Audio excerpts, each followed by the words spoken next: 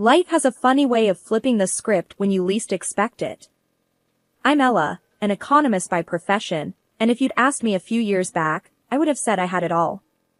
A loving husband, Mark, a darling daughter, Lily, and a cozy home that was all ours. But let's not get ahead of ourselves. Let me take you back to where it all began, to the days filled with hope and plans for the future. It was a lazy Sunday afternoon, the kind where the sun lazily peeks through the curtains, and the smell of fresh bread from Mark's bakery fills the air. Mark was in the kitchen, his hands covered in flour, a look of concentration on his face that always made me smile. "Hey, Ella, can you grab the vanilla extract?" "It's on the top shelf," Mark called out, not looking up from his mixing bowl. I walked over to the pantry, reaching for the small bottle. "You know, you could put things where I can reach them," I teased, handing him the extract. Mark grinned, wiping his hands on his apron. "Where's the fun in that? I like it when you have to stretch." I rolled my eyes playfully. "You're impossible, you know that." "That's why you married me," he quipped, turning back to his dough. Lily, our 6-year-old, was sprawled on the living room floor, her coloring books spread around her. She was humming a tune, completely engrossed in her artwork. "Mommy, look! I'm drawing a picture of our family," she said, waving me over. "That's fantastic, Lily. Speaking of the bakery, Mark, have you thought about what we discussed? About maybe expanding?" I asked, a bit hesitant. Mark's expression changed slightly, a frown forming on his forehead. "Ella, we've been over this. The bakery is doing just fine as it is. Why mess with a good thing? But we could do so much more, you know, for Lily's future and maybe even get that house we've been dreaming about," I pressed on. Mark sighed, running a hand through his hair. "I don't know, Ella. I like the bakery the way it is. Small, manageable. I don't want the headache of a bigger place." I felt a twinge of frustration but decided not to push it. Okay. I just think we should think bigger, that's all." Mark shrugged, a hint of irritation in his voice. "Maybe. Let's just enjoy today, okay? No more talk about expanding." I nodded, not wanting to ruin the day. "Sure, Mark. Let's enjoy our Sunday." As the day wound down, I couldn't shake off a feeling of unease. Mark and I had always been a team, dreaming and planning together. But lately, it felt like we were on different pages, especially when it came to ambition and our future. As days turned into weeks, and weeks into months, the once lighthearted banter between Mark and me began to lose its charm. The bakery, once a symbol of our shared dreams, had become a stagnant reminder of what could have been but wasn't. I was busy climbing the ladder at my company, while Mark seemed content with the status quo. That's when the first cracks started to show.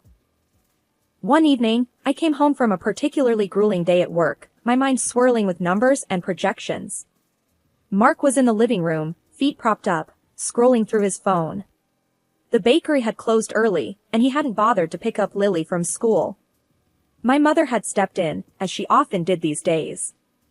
"Mark, you were supposed to pick up Lily today. I had a meeting, and I couldn't make it," I said, trying to keep my voice steady. Mark didn't look up. "Oh, was that today? I forgot. Sorry." "Forgot? Mark, this is becoming a habit. You need to step up," I said, frustration creeping into my tone. Mark finally looked up, annoyance flashing in his eyes. I said, "I'm sorry, Ella. What more do you want? I'm not the only parent here." That stung. I took a deep breath, trying to rein in my temper. "It's not just about picking up Lily, Mark. It's about us, about our future. Don't you think we should be doing more? For her? For us?" Mark shrugged, an indifferent expression on his face. "We're doing fine, Ella. Why are you always pushing for more? Can't you just be happy with what we have?" I sat down, feeling a mix of anger and sadness. "I am happy, Mark. But I also want more for our daughter, for our family. Is that so wrong?" Mark stood up abruptly, his chair scraping against the floor. You know what, Ella? I'm tired of this. Every day, the same lecture about wanting more. I'm going to my mom's. And just like that, he grabbed his keys and left, leaving me alone with my thoughts and a growing sense of dread. This wasn't the first time he'd run to his mother, Susan, whenever we had a disagreement. It was becoming his go-to move, and I was left to wonder where I stood in this marriage. The next day, I received a call from Susan, and her tone was anything but friendly. Ella, what's this I hear about you and Mark fighting again? You're pushing him too hard. He's happy with his bakery, why can't you be? Susan's voice was sharp, accusatory. I clenched the phone tighter, trying to remain calm. Susan, I'm just thinking about our future, about Lily's future. Mark and I need to be on the same page. Well, maybe your page is the problem, Ella. You're always wanting more. Mark is a simple man, and you knew that when you married him, Susan retorted. I felt a flash of anger. Simple doesn't mean stagnant, Susan. I'm trying to build a better future for all of us. Susan scoffed. You're just being ungrateful and greedy. Mark is doing his best. You should appreciate that. The conversation ended shortly after, with no resolution in sight. I hung up, feeling more alone than ever. Trouble hit like a freight train, and it hit hard. Mark's Bakery, once the center of our small community, started to lose its charm and customers. Bills piled up, and the once cozy bakery felt more like a sinking ship. I was pulling extra hours at work, trying to keep us afloat, but it felt like bailing water out of a boat with a hole in it. One evening, I came home to find Mark slumped at the kitchen table, a stack of bills in front of him. His face was a picture of defeat. Mark, what's going on? I asked, a sinking feeling in my stomach. He looked up, his eyes tired and red. The bakery, Ella. I can't keep it running anymore. We're bleeding money. My heart sank. What are we going to do? We have Lily to think about. Mark ran his hands through his hair, a gesture of frustration I'd become all too familiar with. I don't know, Ella. I really don't. I never thought it would come to this. I sat down beside him, trying to process the news. Well, maybe it's time to consider other options. You could look for a job, at least until we figure things out. Mark's expression hardened. A job? What? And work for someone else? I'm a business owner, Ella, not some office drone. I tried to keep my voice calm. Mark, this isn't about pride. It's about our family, about making ends meet. He stood up abruptly, his chair scraping loudly against the floor. I don't need a lecture, Ella. I know what's at stake. And with that, he stormed out of the room, leaving me with a pile of unpaid bills and a head full of worries. The next day, I decided to talk to Susan, hoping she might be able to get through to Mark. I dialed her number, my hands shaking slightly.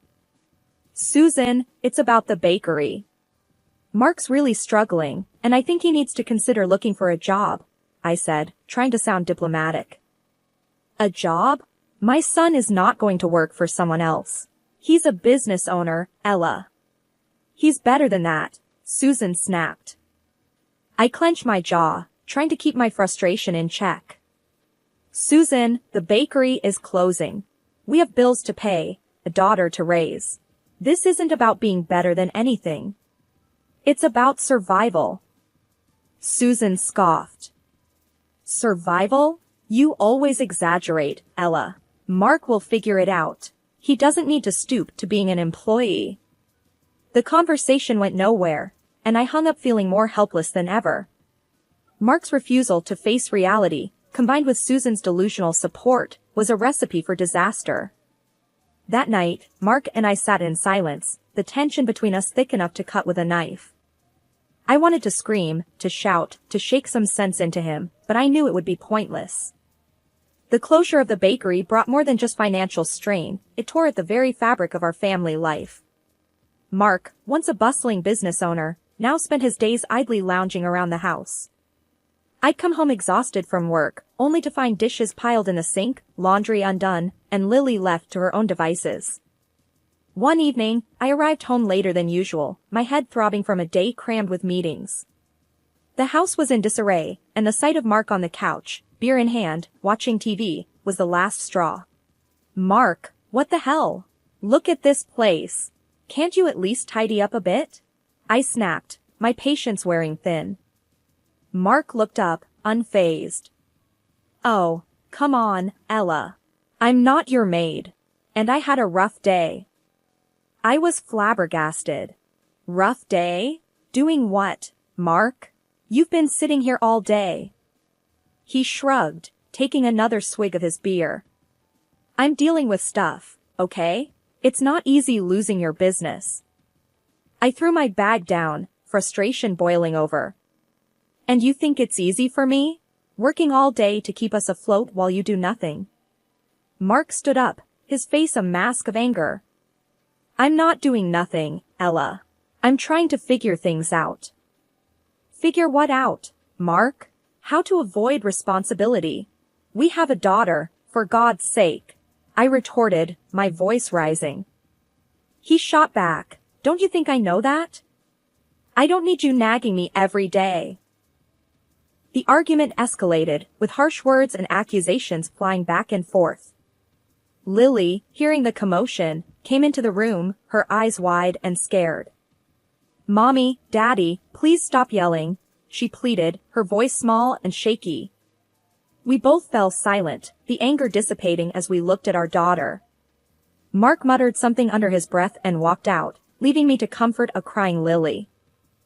The days that followed were a blur of silent meals, curt exchanges, and an ever-widening gulf between us. I was struggling to keep it together, juggling work, household chores, and caring for Lily, while Mark seemed to retreat further into his shell. The tension in our house had become a constant, like some unwelcome guest who had overstayed their welcome. But nothing prepared me for what came next. It started with small amounts of cash disappearing from my purse. At first, I thought I was just being forgetful, but then the amounts grew larger. One evening, after noticing another missing 50, I confronted Mark. He was in the living room, as usual, eyes glued to the TV. Mark, have you been taking money from my purse? I asked, trying to keep my voice steady. He didn't look at me. What? No, why would I do that? I felt a surge of anger. Because it's missing, Mark. And I know I didn't spend it. Mark finally turned to face me, his expression defensive. Look, I needed some cash, okay? It's not a big deal. I was incredulous. Not a big deal? It's stealing, Mark. From your own wife. He stood up, his voice rising. I don't need a lecture, Ella. I took a bit of cash for beer. It's not like I'm blowing it on something stupid. I couldn't believe what I was hearing. Beer? You're stealing money for beer? While I'm working day and night to keep this family together. Mark's face hardened. Yeah, beer. It's not like I have much else to enjoy these days. I felt a mix of anger and sadness. That's your excuse? I'm out there busting my back, and you're here drinking away our money. Mark scoffed. Oh, please. You're always so dramatic. It's just a few bucks. I took a deep breath, trying to calm down. This isn't just about the money, Mark. It's about trust. How can I trust you if you're stealing from me? Mark didn't answer, just turned back to the TV, effectively ending the conversation. The next day, I made a decision. I called Susan to talk about the situation. It's about Mark. He's been taking money from my purse. For beer, I said, trying to keep my emotions in check. Susan laughed, a harsh, grating sound. Oh, Ella, you're making a mountain out of a molehill. He's just having a tough time right now. I couldn't believe her response. Susan, he's stealing from me. How can you just brush that off? Susan's tone was dismissive. He's your husband, Ella. What's yours is his. Besides, it's just a bit of cash. I felt a flash of anger. Just a bit of cash? That's not the point, Susan. He's not contributing anything, and now he's taking what little we have left. Susan was unyielding. Well, I don't see the problem. He needs to unwind. You're being too hard on him. I hung up, realizing that talking to Susan was pointless. She was never going to see things from my perspective. One morning, I woke up to find Mark's side of the bed empty. That wasn't unusual these days, but as hours turned into a full day without a word from him, worry started to set in. I called his phone repeatedly, but it went straight to voicemail. Finally, after a week of silence, I heard the front door open. Mark walked in, looking different. There was an unfamiliar air of confidence about him. He wasn't alone. His mother, Susan, strutted in behind him with a smug look on her face. "Mark, where the hell have you been?" "I've been worried sick," I exclaimed, a mix of relief and anger washing over me. Mark looked at me, a smirk on his lips. "Oh, Ella, always so dramatic. I have news." I was confused. "News? What news?" He pulled out a lottery ticket, waving it in front of me. "This, my dear Ella, is our ticket out. I won, Ella. I won $10 million. My heart skipped a beat. "What? How?" Susan chimed in, her voice dripping with condescension. "He bought a lottery ticket with your credit card. Looks like it was a smart investment, after all." I was stunned, my mind racing. "My credit card? You used my credit card without asking?" Mark's smirk grew wider. Well, I needed something to cheer me up after all the nagging. And look, it paid off. The reality of the situation hit me like a ton of bricks. He had taken my card, bought a lottery ticket, and won. It was almost too much to take in. "But, Mark, that's our money, then." "We won," I said, still trying to process the news. Mark's expression turned cold. "No, Ella, I won. And with this money, I'm starting a new life. Without you." I felt as if the floor had been pulled from under me. "What are you saying?" He was blunt, his words cutting deep. "I'm saying I'm leaving you, Ella. I'm tired of this life, tired of you. I want a fresh start, and now I can afford it." Susan laughed, a cruel sound that made my skin crawl. "Oh, Ella, you really thought you were so smart, didn't you? But you see, you've underestimated my son. He's a winner, and you're just left with nothing." Mark grabbed a suitcase he had apparently packed earlier. "I'm moving in with Mom. You can keep the house and whatever else. I don't need it anymore." Reeling from Mark's departure and his shocking betrayal, I knew I had to act fast. The first thing I did was call a lawyer, Mr. Jacobs, a no-nonsense man who had a reputation for being tough and fair. "Mr. Jacobs, my husband won the lottery with a ticket he bought using my credit card, and now he's leaving me and taking everything," I explained, my voice shaking with emotion. Mr. Jacobs listened intently, his voice calm and steady.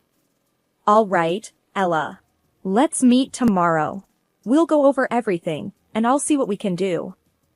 The next day, I sat in Mr. Jacobs' office, poring over bank statements and the credit card transaction that showed the purchase of the lottery ticket. "Based on this, we have a strong case," Mr. Jacobs said, his eyes scanning the documents. "The ticket was bought with your money, which means you have a claim to the winnings." I felt a glimmer of hope. "So, what's our next step?" "We file for a court injunction to freeze the lottery winnings until this is sorted out legally.